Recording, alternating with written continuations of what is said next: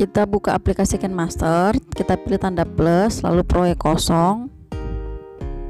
Kita pilih peramban media, lalu kita pilih backgroundnya dulu, terserah aja. Kalau sudah, kita checklist. Ini kita panjangin dulu untuk ukurannya, durasinya. Kalau sudah, klik tanda ini, lalu sama dengan ini supaya latarnya tidak gerak-gerak.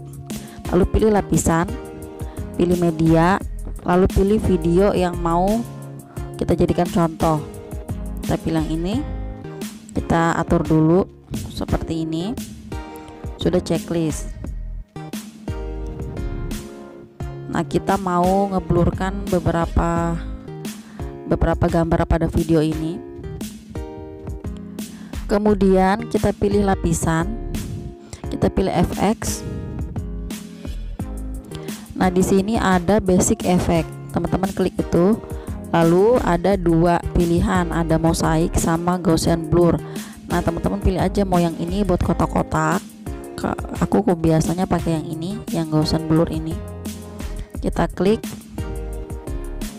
lalu kita checklist. Ini dia, lalu kita pilih pengaturan. Nah, ini teman-teman ada sampai 19 nomor di sini. Ini untuk kejelasan tingkat keblurannya. Biasanya aku pakai yang nomor 5 ini. Kita klik bagian Gaussian blur FX-nya yang di bawah ini. Lalu kita pilih pemangkasan. Yang ini. Lalu di sini teman-teman bisa atur sendiri untuk bagian mananya yang mau teman-teman blurkan. Topengnya kita geser, ini ada bentuknya, bentuk-bentuk yang teman-teman bisa pilih, terserah aja yang mana. Kalau sudah di checklist, nah ini dia, ini coba kita play untuk kita lihat hasilnya.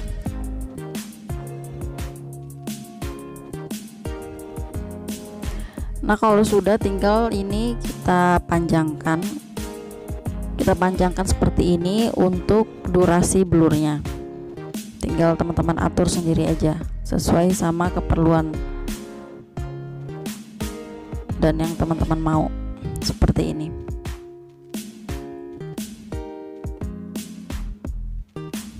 Nah, jadi cukup mudah ya teman-teman. Semoga tips singkat ini bermanfaat buat teman-teman semuanya.